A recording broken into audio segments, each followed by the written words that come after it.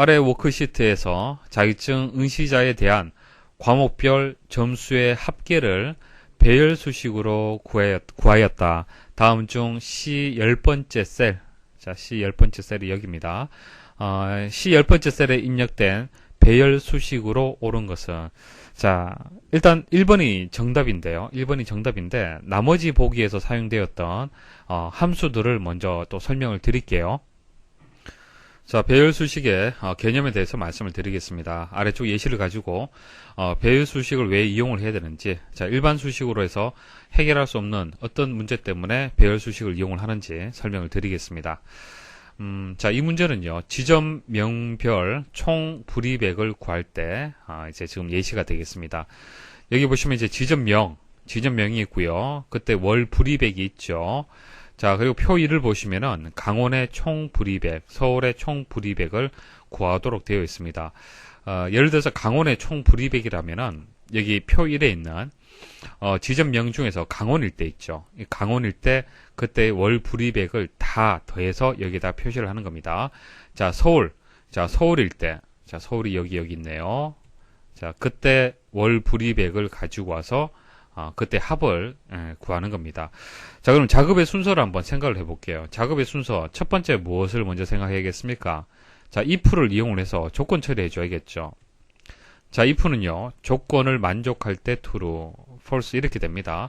자, 이 조건이 참이면은 두 번째 인수가 이제 그 실행이 되는 거고요. false면은 세 번째 인수가 실행이 되는 겁니다. 그래서 if문을 이용을 해서 조건에 대한 처리를 해줘야 돼요. 조건에 대한 처리. 그러니까 여기 있는 이 범위에 있는 데이터가, 자, 이거라면은 이게 강원이냐 각각을 다 묻는 거예요. 조건 처리하는 겁니다. 그래서 강원이면은 true, 아니면 false가 되는 겁니다. 그러니까 이게 서울이잖아요. 이것은 false가 되겠죠. 이거 false, 강원이면 true, false가 되는 거예요. 그래서 if문을 이용을 해서 일단 이것을 처리를 해줘야 됩니다. 지점명을 찾아야 돼요. 강원을 찾아야 되는 겁니다. 조건을 만족할 때 그때 이제 true 값을 찾을 수 있어야 되고요. 어떤 것이 true 값을 갖는지 찾을 수 있어야 되고요. 자, 찾았을 때 그때 월 불이백 있죠. 자, 그 월 불이백을 sum을 이용을 해서 더해줘야 될 겁니다. 그러니까 이 조건을 만족한다. 이 true일 때 월 불이백을 구할 수 있는 것이 여기 입력이 돼야 될 겁니다. 월 불이백을 가져와야겠죠. 그래서 그것을 더하는 그런 형식으로 만들어져야 되는데, 자, 이것은 일반 수식에서는 작업 못합니다. 왜냐하면 일반 수식에서 if문을 이용을 하면요, 셀 하나에 대해서는 처리할 수 있습니다. 자, 이 셀하고 이 셀하고 같으냐라고 비교 판단할 수 있어요. 하지만은 단위가 어떻게 됩니까? 셀 범위잖아요. 그죠? 자, 이렇게 자, 이 범위를 배열이라고 얘기를 하는데요. 이런 배열 단위로 처리를 할 때는 배열 수식이라는 것을 이용을 해야 됩니다. 배열 수식. 그래서 이 문제는요, 지점명별로 해서, 자, 이 범위에서 지점명별로 해서 총 불이백을 계산을 해야 되기 때문에 배열 수식을 이용할 수밖에 없습니다. 자, 이 범위를 어떤 조건 처리하는 대상이 되기 때문에 배열 수식을 이용을 해야 된다라고 일단 이해를 해 주십시오. 자, 그럼 수식을 한번 만들어 볼게요. 먼저 if문이 나와야 됩니다. if문을 이용을 해야 되는데, if문은 조건이 들어가고, 이게 조건이죠. 조건. 자, 그 다음 쉼표. 그 다음 들어오는 것이 뭡니까? true일 때 실행할 명령문, 처리문이 되겠습니다.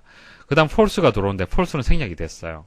보통 배열 수식에서는 false인 경우는 필요가 없습니다. true일 경우에만 값을 가져오기 때문에 보통은 false일 때는 필요가 없습니다. 그래서 if에 두 개의 인수가 들어갔어요. 조건과 true일 때 이렇게 들어갔습니다. 자, 그럼 조건 먼저 한번 보겠습니다. 조건이 어떻게 되었습니까? 자, f 네 번째 이 셀 값하고 비교할 범위가 어떻게 됩니까?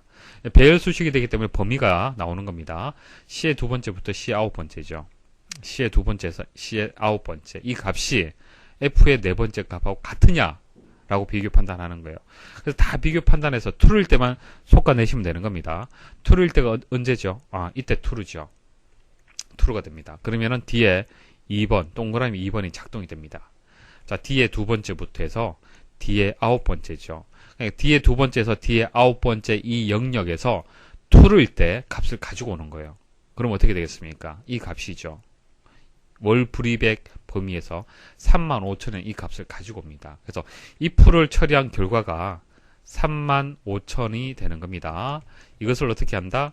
총 불이백을 구해야 되기 때문에 여기서는 한 건밖에 없었기 때문에 그런데 썸으로 묶어줘야겠죠. 썸해서 35,000이 되는 겁니다. 자, 그럼 서울도 한번 구해 볼게요. 서울은 F 다섯 번째네요. F 다섯 번째. 자, 그리고 범위는 그대로죠. 여기서부터 여기까지. 자, 이 범위 그대로 해서 투루 일대를 찾습니다. 자, 투루. 자, 투루죠. 그래서 투루일 때는 이 그 명령문이 이제 처리가 됐는데 이 범위가 여기서부터 여기까지가 되고 투루일 때 월 불이백을 가지고 옵니다. 그래서 이 부분에 의해서 이 두 개의 값을 찾게 됩니다. 썸을 구했죠. 더해주면 되겠죠. 그러면은 48만 2천이 이제 총 불이백이 되는 겁니다. 자, 작동하는 원리 아시겠습니까? 자, 배열 수식은요, 이렇게 범위로 해서 한 번에 처리할 수 있어요. 한 번에 값을 구할 수가 있습니다. 자, 그런데 바깥쪽에 보면은 이제 중괄호가 이렇게 나와 있죠. 중괄호가 나와 있는 것은 배열 수식을 입력하는 방식입니다. 컨트롤 시프트 엔터를 같이 누르면은, 자, 이 수식 여기까지 입력을 했죠. 수식 입력하고요. 컨트롤 시프트 엔터를 입력하면요, 자동으로 이 그 중괄호가 입력이 됩니다. 입력이 되면서 배열 수식으로 이제 수식이 이제 완성이 되는 겁니다. 자, 그래서 기본 개념을 여러분들이 알고 계셔야 되고요. 여기서 이 달러 기호에 대해서 간단하게만 말씀을 좀 드려볼게요. 이 달러 기호가 이렇게 붙었는데, 달러 기호가 붙는 것은요, 고정하라는 뜻입니다.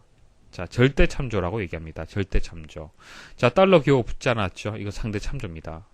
자, 자세한 것은 다음에 말씀을 드릴게요. 자, 절대 참조로 이렇게 정의한 것은요, 이 수식을 그대로 복사해서 다른 수식에도 적용을 할 경우에, 그때 이 주소를 고정할 거냐 말 거냐를 결정을 하는 겁니다. 달러 기호로 붙인 것은 이 범위는 항상 고정이죠. 바뀌어서는 안 됩니다. 그래서 달러 기호로 해서 이제 묶어준 거예요. 자, 이것도 마찬가지, 이것도 마찬가지죠. 이렇게 달러 기호를 붙였습니다. 근데 F4번은 달러 기호가 없죠. 왜 그래요? 자, 이거 아래쪽으로 내리게 되면은, 자, F4가 F5로 바뀌게 됩니다. 셀의 위치 값이. 그래야만 서울에 대한 데이터를 구할 수가 있잖아요. 그렇죠? 그래서 이것은 묶지 않습니다. 그래서 F4로 그대로 둔 겁니다. 자, 이거 절대 상대 참조는 다음에 다시 말씀을 드릴 겁니다. 모두 함수 설명을 드리겠습니다. 모두 함수는 나머지를 구하는 함수입니다. 자, 우리 나눗셈을 하게 되면은 목을 구할 수도 있고 나머지를 구할 수도 있잖아요. 그때 나머지를 얘기를 하는 겁니다. 5 나누기 2를 하게 되면은 그때 목이 2가 되고 나머지가 1이 되죠. 그래서 그때 이제 5를 우리는 피제수라고 얘기하고 나누는 값을 이제 제수라고 얘기를 합니다. 그래서 인수가 두 개가 필요해요. 자, 피제수하고 제수가 필요합니다. 여기서는 5가 되고 2가 되겠네요. 그래서 모두 해서 5,2 하게 되면 1값이에요. 1이 됩니다. 로우 함수 말씀을 드릴게요. 자, 로우 함수에다가 인수가 셀이 이렇게 들어가면요, 그 셀에 이제 행번호, 로우가 행을 뜻하는 거잖아요. G3 셀이라면은 이 3이 뜻하는 게 행을 뜻하는 것이죠. 그래서 결과가 3이 되는 겁니다. 자, S가 붙어서 이렇게 로스가 되면은, 복수가 되면요, 범위가 들어갑니다. 범위. 인수가 범위가 F 두 번째부터 F 네 번째. 그러면 F가 뭐 F 두 번째가 여기 있고, 뭐 G 네 번째가 만일 뭐 여기 있다 가정을 할게요. 자, 그럼 이게 행이 두 번째가 되고, 이건 행은 네 번째가 되겠죠. 그래서 2행에서 4행까지입니다. 그러면 그때 이제 행의 개수가 반환이 되는 거예요. 행의 개수. 그래서 2, 3, 4가 되기 때문에 3이 되는 겁니다. 자, 보기에서 2번, 3번, 4번은 이제 엉뚱한 수식입니다. 배열 수식하고는 상관이 없고요. 잘못되었고요. 자, 1번만 정확하게 이해를 하시면 됩니다. 자, 일단 여기 C의 10번째 셀에 있는 값을 구하는 겁니다. 과목이 1과목일 때 그때의 점수의 합계를 구해야 됩니다. 자, 그럼 범위가 여기서부터 여기까지가 이제 대상, 조건 판단할 범위가 될 겁니다. 그래서 1과목이냐 아니냐를 판단해야겠죠. 자, 1과목일 때 true가 될 겁니다. 1과목. 그때 점수를 가지고 와야겠죠. 점수를 가지고 와서 이것을 sum으로 묶어주면 됩니다. 그래서 바깥쪽에 sum, 안쪽에는 if 함수가 들어가는 구조 머리에 두셔야 되고요. 그럼 if의 조건을 한번 보겠습니다. 조건 어떻게 될까요? 여기서부터 여기까지. b의 두 번째부터 b의 일곱 번째 셀까지의 이 범위하고 b의 열 번째 1과목하고 조건 판단하는 겁니다. 자, 그럼 true일 때 뽑아내지겠죠? true일 때 뽑아내지는데, 그때 뽑아내는 값은 c의 두 번째부터 c의 일곱 번째 값. 자, 그때 점수 값을 가지고 온다는 얘기입니다. 그러면 60, 1과목일 때 90, 80이 되겠죠. 이거 다 더하게 되면 230이 된다는 얘기입니다. 그래서 정답이 되는 것은 1번이 되겠습니다. 자, 그래서 배열 수식의 가장 기본이 sum if예요. 꼭 기억을 하십시오.